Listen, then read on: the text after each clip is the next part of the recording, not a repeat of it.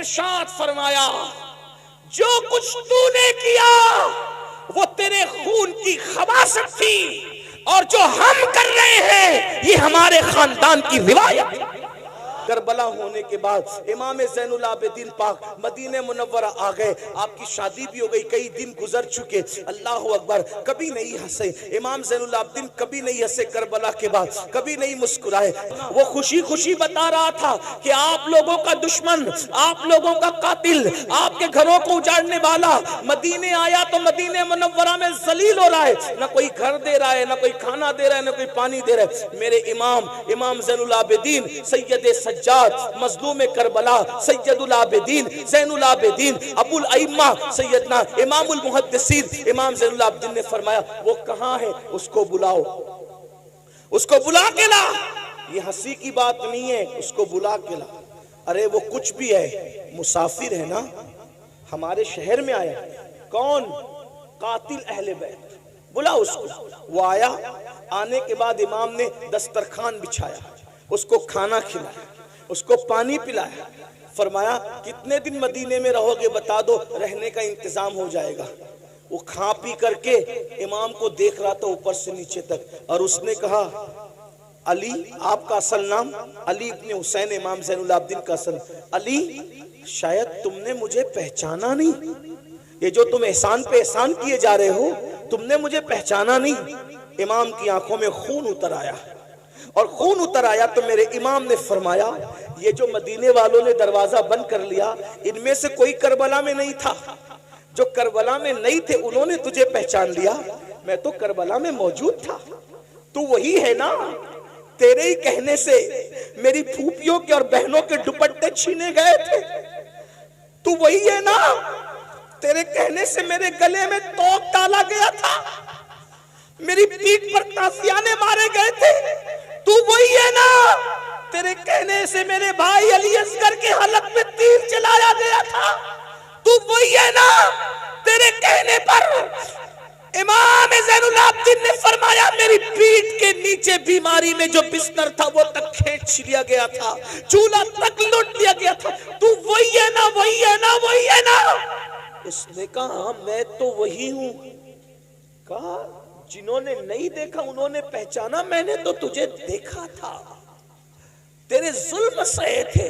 کہا پھر امام جب آپ نے مجھے پہچان لیا تو پھر یہ احسان کس لیے کر رہے ہیں؟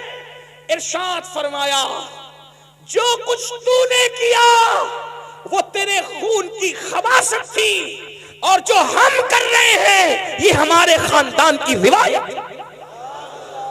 ہمارے دروازے پہ اگر دشمن بھی چل کے آتا ہے انتقام تو اللہ لے گا تم لوگوں سے، لیکن چونکہ دروازے پر چل کر آئے ہو تو ہم تمہیں کھانا کھائے بغیر جانے نہیں دیں گے۔ یہ حسینیت ہے، یہ کربلا والوں کا کردار ہے۔ آپ کی امی سے آپ کی کتنی بنتی بھائیو وہ بتاؤ۔ امام زین العابدین اپنے بابا کو دکھ دینے والے اور اہل البیت پہ ظلم کرنے والے ظالم کو بھی چوکھٹ پہ بلا کے کھانا کھلا رہے، کہتے ہیں اللہ انتقام لے گا۔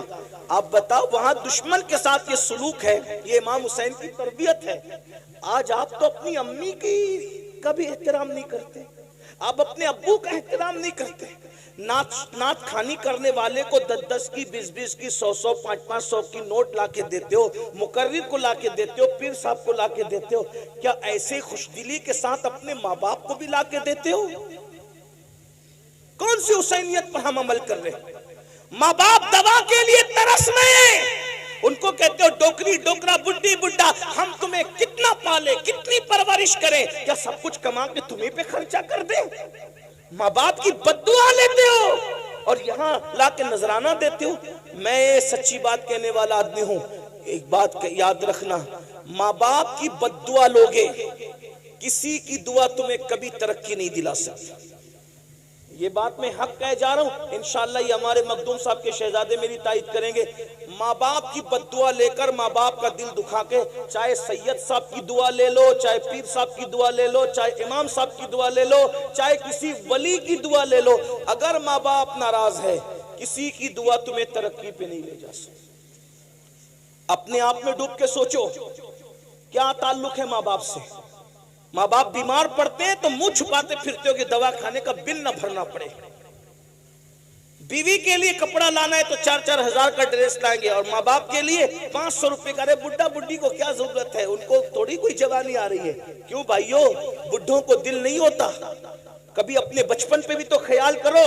जब हम बच्चे थे तो हमारे माँ बाप अपने लिए कपड़े नहीं बनाते थे। पहले वो अच्छे से अच्छा लिबास हमारे लिए खरीदते थे, पहले अच्छी से अच्छी चप्पल हमारे लिए खरीदते थे।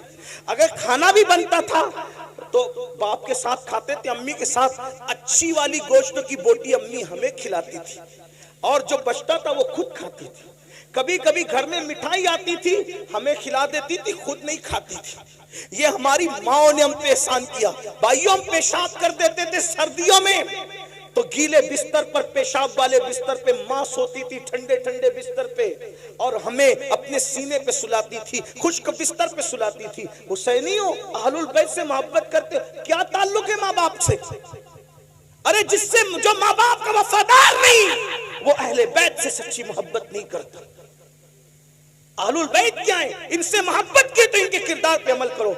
इमाम हसन ने, तवज्जो कर, टाइम अब खत्म होता है लेकिन सुन ले, इमाम हसन ने पूरी जिंदगी, इसी बात पूरी कर रहा हूं, इमाम हसन ने अपनी पूरी जिंदगी में अपनी अम्मी सैयदा फातिमतुज़ ज़हरा के साथ एक बर्तन में बैठ के खाना नहीं खाया। इसको सुन ले, कुछ याद रहे न रहे, इसको याद रखना। इमाम हसन ने अपनी अम्मी के साथ एक प्लेट में, एक बर्तन में कभी खाना नहीं खाया। और उनकी अम्मी क्या थी भाइयों?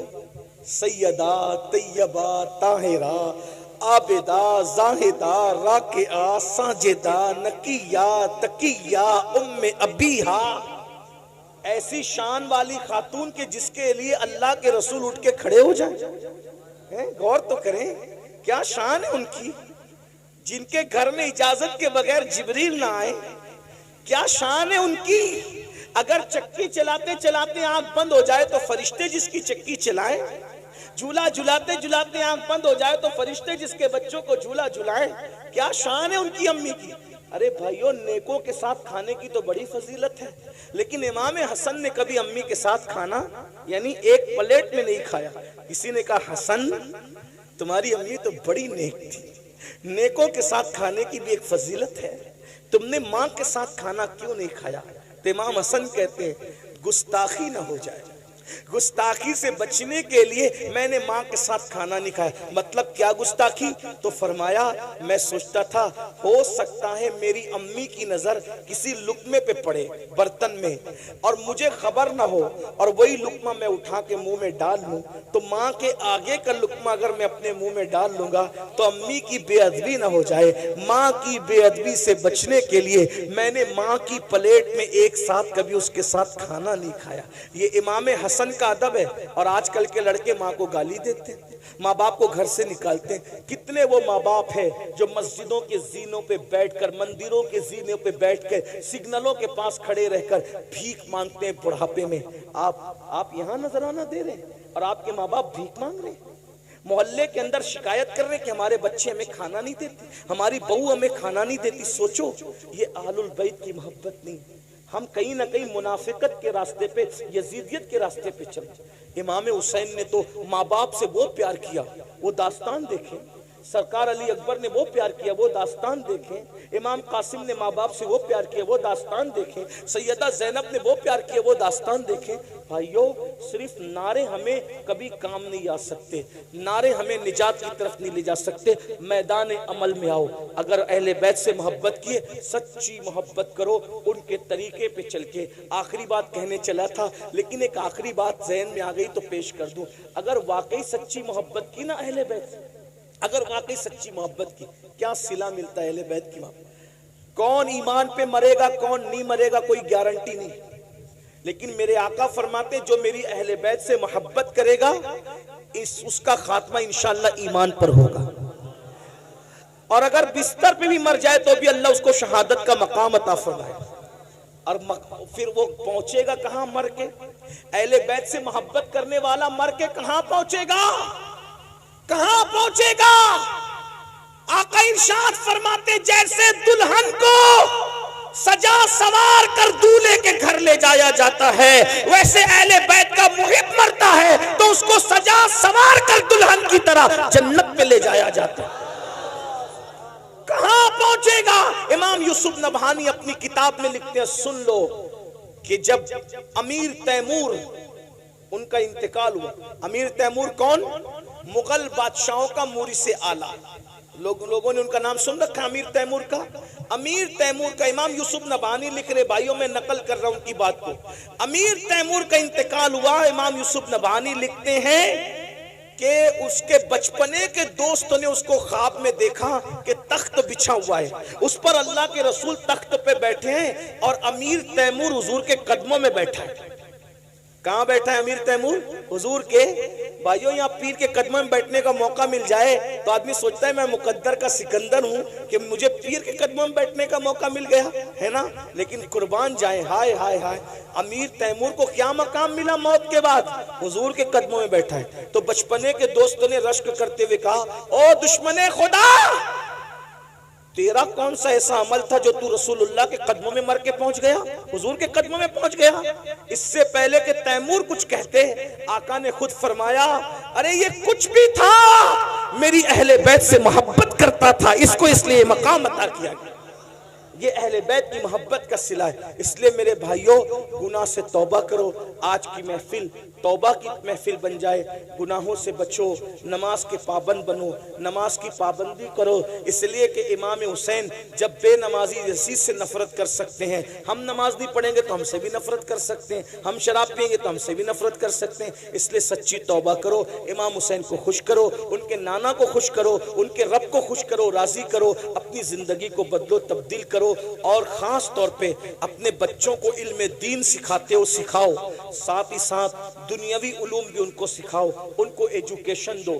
کب تک کہ غربت میں زندگی گزارو گے، کب تک ان پڑھ رہ کر زندگی گزارو گے، کب تک جہالت کی وادیوں میں زندگی گزارو گے؟ اہل بیت کا پیغام یہ بھی ہے، اس پورے گھرانے میں کوئی چھوٹا موٹا پڑھا لکھا تھا نہیں، سب بڑے بڑے پڑھے لکھے تھے، اس لیے سب امام ہوئے۔ اتنے بڑے بڑے پڑھے لکھے تھے کہ امام اعظم جیسے امام کے بھی استاد اگر دیکھنا ہے تو آپ کو اہل بیت کے گھرانے میں ملیں گے، امام شافعی کے استاد دیکھنا ہے تو اہل بیت کے گھرانے میں ملیں گے، امام احمد ابن حنبل کے استاد، یعنی استادوں کی زندگی دیکھنا ہے تو وہ سب آپ کو اہل بیت کے گھرانے میں ملیں گے۔ تو آپ بھی اپنے بچوں کو پڑھائیے، تعلیم دیجئے، یہ غربت کی زندگی سے آپ کو نکلنا پڑے گا، اس لیے کہ تعلیم عام ہوگی، غربت کا خاتمہ ہوگا، تعلیم عام ہوگی، اچھی سوچ عام ہوگی، تعلیم عام ہوگی، جرائم کا خاتمہ ہوگا، کرپشن کا خاتمہ ہوگا۔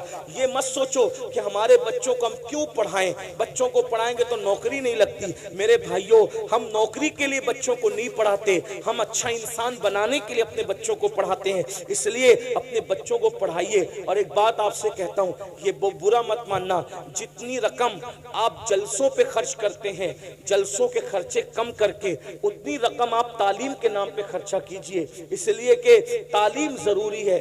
پہلی آیت جو آئی ہے وہ تعلیم کے حکم پر آئی ہے، اقرأ بسم ربک الذی۔ آپ علماء سے سنتے رہتے ہیں، اپنے بچوں کو ایس ایس سی پڑھا کے، یعنی 10ویں 12ویں پڑھا کے ڈراپ آؤٹ مت کرو، نکال مت لو، بلکہ ان کو اعلیٰ سے اعلیٰ تعلیم دو، دین پڑھا کر ان کو میڈیم اسکول کے اندر داخلے کراؤ، انگلش میڈیم اسکولوں میں داخلے کراؤ، دین کے ساتھ ان کو دنیا پڑھاؤ اور دنیا کے ساتھ ان کو دین پڑھاؤ۔ آپ کا بچہ آئی ایس بننا چاہیے، آئی پی ایس بننا چاہیے، وکیل بننا چاہیے، انجینئر بننا چاہیے، ڈاکٹر بننا چاہیے۔ کتنا بڑا المیہ ہے نا مسلمانوں، ہمارا بڈھا بھی مرتا ہے تو کافروں کا چہرہ دیکھتے دیکھتے مرتا ہے، اور ہمارا بچہ بھی پیدا ہوتا ہے تو کافر کا چہرہ سب سے پہلے دیکھتا ہے۔ آخری میں بھی کافر ڈاکٹر کا چہرہ دیکھا اور پہلے بھی کافر ڈاکٹر کا چہرہ دیکھا۔ کیا یہ نہیں ہو سکتا کہ ہمارے مومنین کلمہ پڑھنے والے بڑے بڑے ڈاکٹر ہوں، تاکہ بچہ پیدا ہو کے پہلے مومن ہی کا چہرہ دیکھے، اور ہمارا مرنے والا بڈھا بھی مرتے مرتے بھی کسی مومن کا چہرہ؟ یہ ساری باتوں پہ کب غور کرو گے؟ آپ تو برادری کے نام پہ لڑتے ہو، سلسلے کے نام پہ لڑتے ہو، محلوں کے نام پہ لڑتے ہو، چھوٹی چھوٹی باتوں پہ لڑتے ہو۔ بھائیو، یہ لڑو گے تو پھر آپ اس طرف سفر کب کرو گے؟ ستاروں کے آگے جہاں اور بھی ہے، ابھی عشق کے امتحان اور بھی ہے، تو شاہی ہے، پرواز ہے کام تیرا، تیرے سامنے آسماں اور بھی ہے۔ 8 گھنٹے کی بجائے 16 16 घंटे मेहनत करो, लेकिन ये अहद करके उठो इमाम हुसैन के नाम पे, पंचतन के नाम पे, उनके नाना के नाम पे किसी को जाहिल नहीं रहने देंगे, किसी को अनपढ़ नहीं रहने देंगे, अपने बच्चों को आला से आला तालीम दिलाएंगे। ये आज आपको अहद करना है। और अपने पैसों की हिफाजत कीजिए, पैसों को ज़ाय करने की बजाय अपने पैसों को इल्म के नाम पे खर्च कीजिए, अपने खर्चे बचाइए। ये जो गुटखा खा खा करके थूकते हो, ये कई हजारों का तो गुटखा खा के थूकते हो, पान खा के थूकते हो, कई हजारों के तो पान खा जाते हो, सिगरेट पीते हो, कई हजारों की सिगरेट पी जाते हो। थोड़ा आप इस पे गौर कीजिए। आप फजूल खर्ची से बचिए, फजूल खर्ची से बचिए। और आप लोग कहते हैं मुसलमानों के पास पैसे नहीं है, मैं कहता हूँ जितनी दौलत अल्लाह ने तुम्हें दी है उतनी किसी और तो हिस्से में नहीं आई भाइयों, लेकिन हमें जहां खर्चा करना चाहिए हम वहां खर्चा नहीं कर रहे हैं, इसलिए ये सारे प्रॉब्लम है, मसाइल हैं। तो अपने पैसे बचाइए, अपने खर्चे बचाइए, फजूल खर्ची से बचिए और अपने बच्चों की और बच्चियों की तालीम पे खर्च कीजिए, अपने माँ बाप पे खर्च कीजिए, दीन पे खर्च कीजिए। अल्लाह पाक की बारगाह में दुआ करता हूँ अल्लाह मेरी कौम को सही समझ अता फरमाए।